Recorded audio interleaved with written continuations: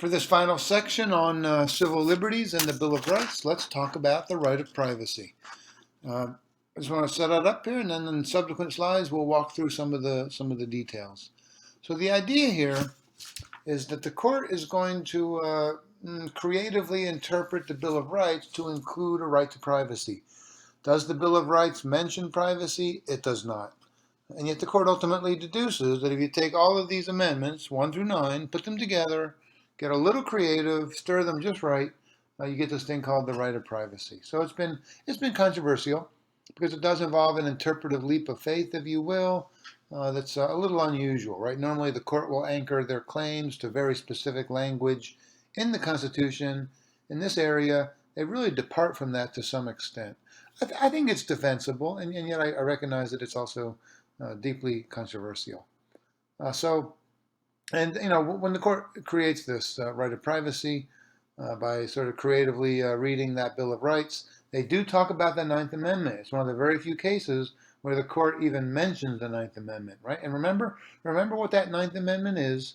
It says that despite the fact that we've listed a bunch of rights and liberties in the first 8 amendments, that does not mean that there are not others that we the people possess.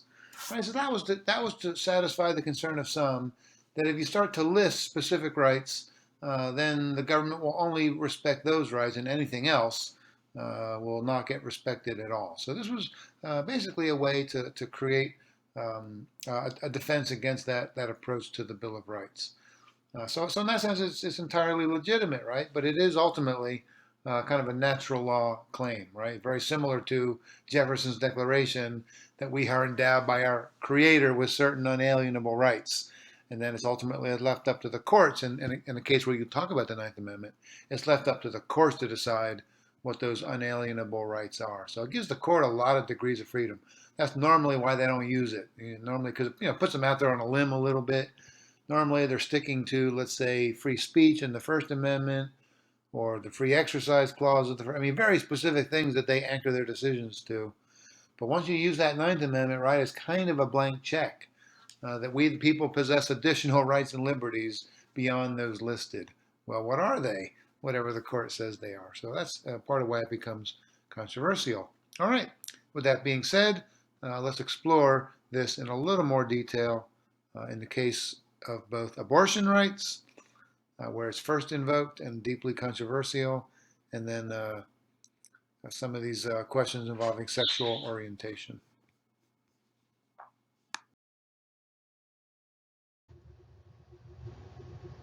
All right, so the Supreme Court, in a remarkable and remarkably controversial decision in 1973, held for the first time that the Bill of Rights contains a right of privacy, broadly understood, and it applies to a woman's access to abortion.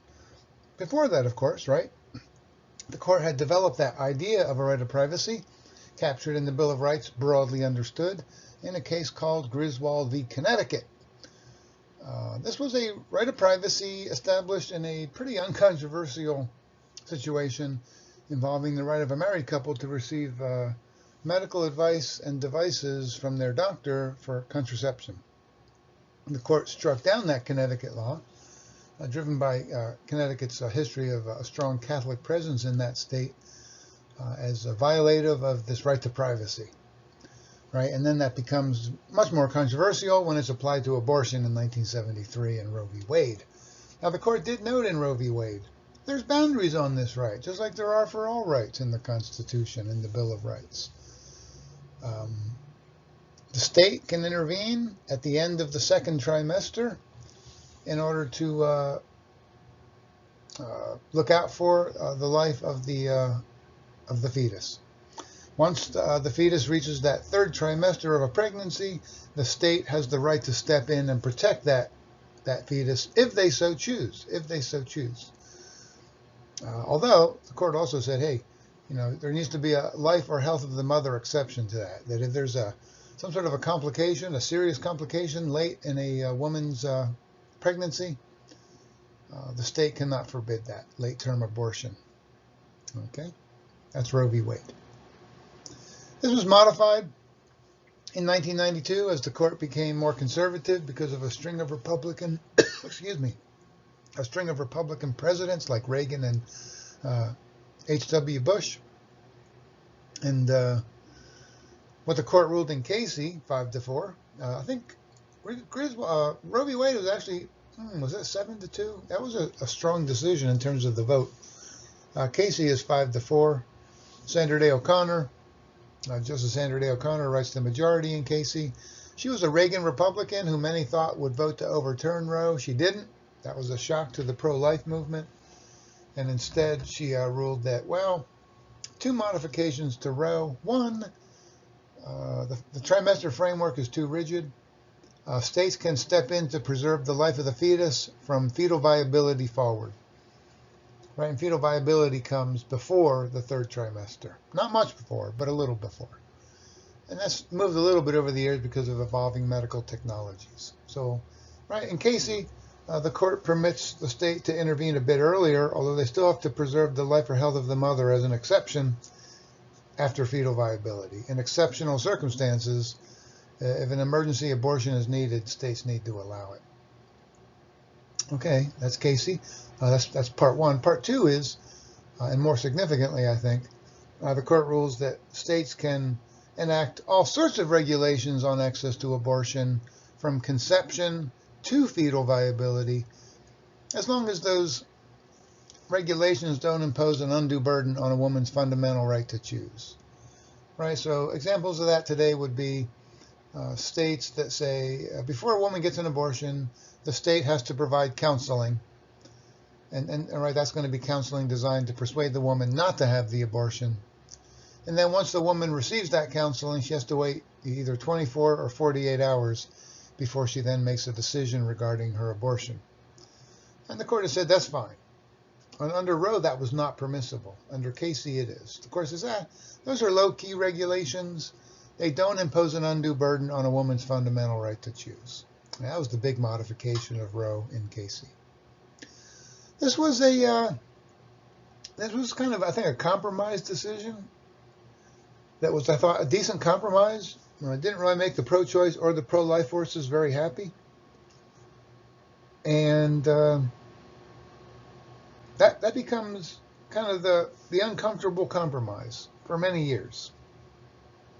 Really, right up to 2022, where the court, right, reshaped by former President Donald Trump, president at the time, Donald Trump, Ruth Bader Ginsburg dies just before his term is over. He quickly replaces her with Amy Coney Barrett, and that swings the court to a supermajority of conservatives, 6-3. 6 conservative Republicans, 3 liberal Democrats.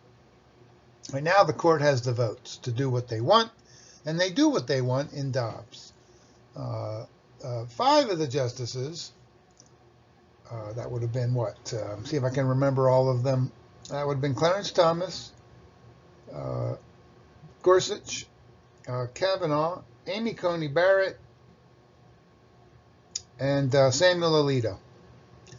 They hold that now is the time to overturn Roe and Casey. Those were wrongly decided, and it's up to the states 100%. States can ban abortion from conception forward. They can permit all abortions right up to fetal viability or beyond.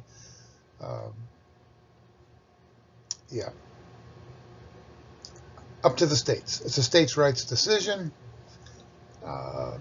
It's provoked quite a backlash, and we'll see where that all ends up, but there's been quite a backlash. Chief Justice John Roberts, interestingly enough, right, also a Republican, he does join his 5 conservative brethren on the case before the court, a Mississippi law that essentially banned pregnancies after 15 weeks. He said, I agree with that. Let's uphold that law. But let's make that the new standard. Let's say, hey, women across the country are guaranteed access to abortion up to 15 weeks of their pregnancy. After that, the states can step in. But he does not win over any of his conservative brethren on that larger argument.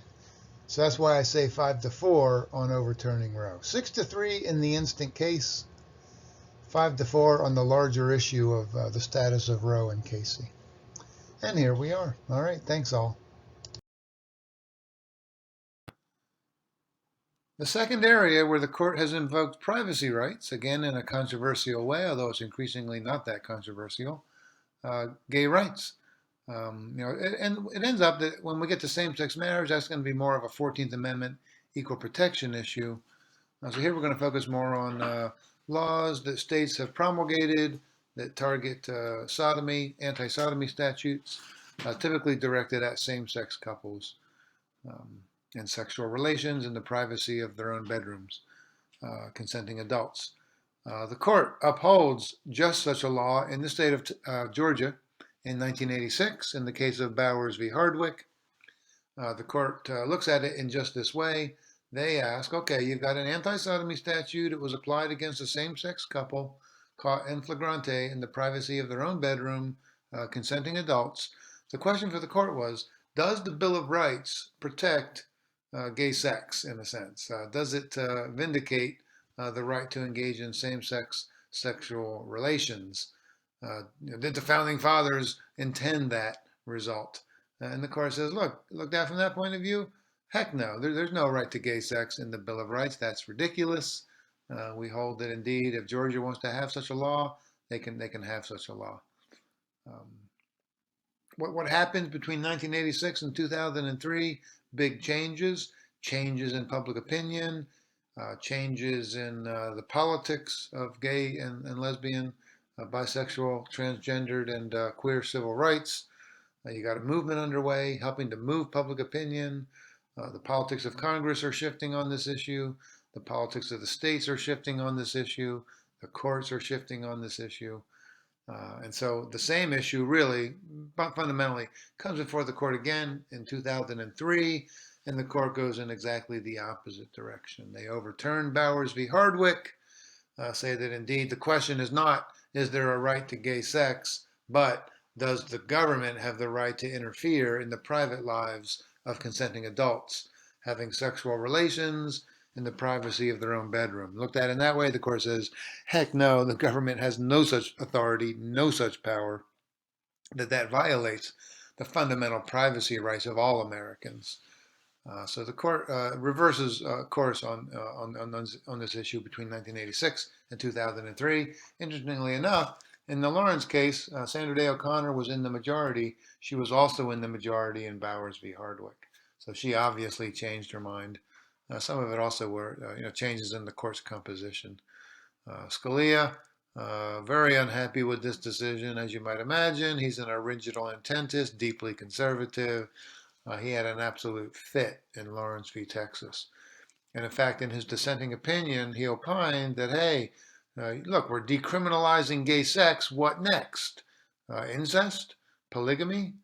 Bestiality? So he thought that this was the road to Gomorrah for sure, that we were sliding down a slippery slope straight to hell. And he also said, look, if we're going to do this, eventually we're going to validate same-sex marriage. The court majority said, no, we're not dealing with that issue. We're only dealing with this issue. But Scalia correctly anticipates that if the court is going to vindicate this right in Lawrence v. Texas, they're likely to go that next step and vindicate the right to same-sex marriage. And it appears that the court is on the very cusp of doing just that. Sometime here before July 1 rolls around, we're likely to get that decision from the court. All right. So that one over time I do think has become less controversial. I think that war is largely over, especially on anti-sodomy statutes. That war is definitely over. And you connect this with same-sex marriage, which I think you can, although again, same-sex marriage is more of a 14th Amendment equal protection issue. But if you connect it conceptually, as Scalia does, I think correctly, you can see, right, that issue has also gone in a certain direction where it's not all that controversial. Not all that controversial anymore. So those are the two areas where the court has invoked a right of privacy: abortion rights and one dimension of gay rights. The one still deeply controversial, the other one increasingly less controversial.